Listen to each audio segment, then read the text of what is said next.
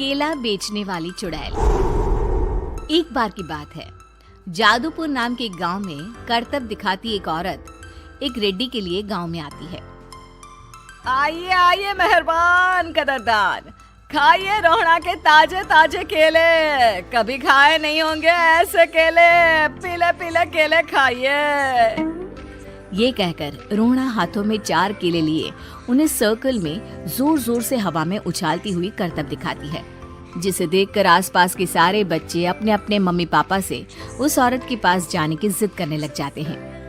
पापा, ऐसा तो सर्कस में बॉल से होता है ना, ये आंटी तो केले से कर रही है। चलिए ना पापा, देखते हैं। रोहड़ा एक पतली सी तार पर चलती हुई केलों से करतब दिखाती है। आते जाते सभी लोग बाहर रुककर उसके करतब देखते हैं और वाह वाही करते नहीं थकते। जैसे ही एक आदमी पास आकर उसे पैसे देने लग जाता है, तब वो कहती है, अरे नहीं नहीं साहब, मैं करतब तो बच्चों के मन को बहलाने के लिए करती हूँ। धंधा तो मेरा केले का है। पीछे देखो मेरी रेड्डी, जो भी मेरे केले खाएगा मेरी तरह चुस्त दुरुस्त और तंदुरुस्त हो जाएगा। पता चलता है क्या कि मेरी उम्र 55 की है। अरे पर ऐसे ठंड के मौसम में कोई केला क्यों खाएगा? ये ऐसे वैसे केले नहीं है साहब, ये शरीर में गर्मी देते हैं। ठंड को दूर भगाए जो भी रोहिणा के केले खाए। पापा, अगर मुझे केले नहीं मिले तो मैं घर नहीं जाऊंगी। तभी उसके पापा कहते हैं कि बेटा, केले ठंड में कभी गर्मी नहीं देते। ये सब कहने की बातें हैं, सामान बेचने का तरीका है इनका। पर पिंकी नहीं मानती। मैं केले खाऊंगी। पिंकी की जिद के आगे नत्थू हार जाता है और उसे केले खरीद कर दे देता है। पिंकी खुश होकर केले घर ले आकर खाती है। अब मैं भी करतब करूंगी, कितना मजा आएगा। जादुई केले। पिंकी पहला केला खत्म भी नहीं करती कि वो बेहोश हो जाती है। दूसरे केले से एक काला धुआं आता है और रोहड़ा चुड़ैल बनकर बाहर निकल आती है। मेरे भूतिया केले बच्चे न खाए, ऐसा हो ही नहीं सकता। जादूपुर वालों, कब तक बचोगे? आ गई हूँ मैं रोहड़ा, जिसका कोई नहीं कर सकता सामना। रोहड़ा पिंकी को गोद में उठाकर काले धुएं में कहीं गायब हो जाती है। शाम के वक्त नत्थू घर लौटता है और पिंकी को घर में ना पाकर उसकी माँ से कहता है, माँ पिंकी कहाँ है? अरे बेटा, उसे तो तू सुबह करतब दिखाने ले गया था ना, फिर कहाँ वापस आए तुम दोनों? मुझे लगा तू उसे अपने साथ मंडी ले गया होगा। हे भगवान, मेरी बच्ची कहाँ गई? मैं उसे घर ही तो छोड़कर गया था माँ। नत्थू गांव के घर कोने में अपनी बेटी को ढूंढता है, पर उसे वो कहीं नहीं मिलती। परेशान होकर आके रो रो कर नत्थू हिम्मत हार कर घर लौट आता है। अगली सुबह रोहड़ा फिर से करतब दिखाने आती है और इस बार पिंकी की तरह रोनी केले खरीद लेता है। 50 रुपए दिए थे पापा ने, सारे पैसों की मैंने केले खरीद लिए हैं।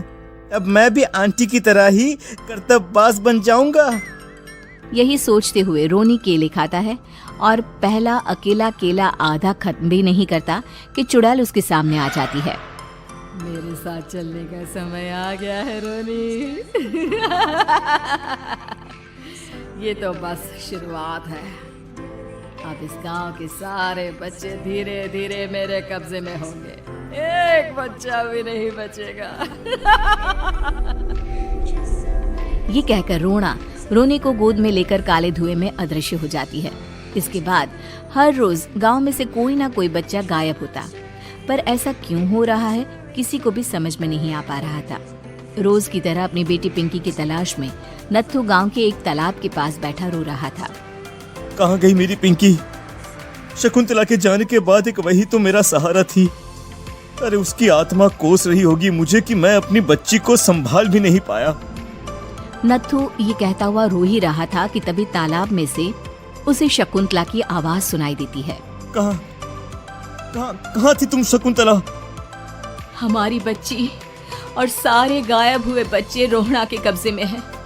वो बच्चों को जो केले देती है उससे बच्चे बेहोश हो जाते हैं और उसके कब्जे में आ जाते हैं और वो उन्हें ले जाकर काली दुनिया में ले जाती है। पर वो ऐसा क्यों कर रही है? ये मैं नहीं जानती, पर उस दुनिया का रास्ता मैं आपको बता सकती हूँ। जहाँ ये नदी खत्म होती है वहाँ एक केले का पेड़ है, उसके नीचे एक दरवाजा है, वहीं से रास्ता जाता है उस दुनिया का। ये कहकर शकुंतला की आत्मा गायब हो जाती है। गांव के सभी लोग झुंड बनाकर उसी रास्ते से काली दुनिया में चले जाते हैं और वहाँ देखते हैं कि सारे बच्चे वहाँ काम कर रहे थे। पापा मुझे ले चलो यहाँ से। पापा पापा। सभी बच्चे अपने मम्मी पापा से लिपट जाते हैं। तो तुम लोग यहाँ तक आ गए? क्यों हमारे बच्चों को पकड़ लिया तूने? तुझे शिकार ही बनाना है तो ले, हम सब आ गए हैं, हमें खा ले। नहीं, मुझे बच्चे चाहिए, मेरे बच्चे के बदले तुम लोगों के बच्चे। क्या मतलब? मैं इसी गांव में रहने वाली एक औरत थी। केले की चोरी के इल्जाम में मेरे बेटे को गांव वालों ने इतना मारा कि वो मर गया। उसी दिन मैंने ठान लिया कि गांव वालों का भी वही हाल करूंगी। कुछ दिन बाद बेटे के चले जाने के दुख में मैं भी मर गई और मेरी भटकती आत्मा एक चुड़ैल बन गई। और फिर मैंने बदला लिया तुम सबके बच्चे छीनकर। बर्दाश्त नहीं कर पाए ना, सोचो मुझ पर क्या बीती होगी। हमें माफ कर दो रोना, पता नहीं है किसकी गलती थी पर हम सभी माफी मांगते हैं। हमारी खुशियाँ लौटा दो, तुम भी तो एक माँ हो। गांव वालों की बात सुनकर रोना का मन पिघल जाता है और वो बच्चों को छोड़ देती है। उसके बाद काली दुनिया बच्चों के लिए जादुई दुनिया बन जाती है। अब कोई भी कभी भी वहां आ जा सकता था।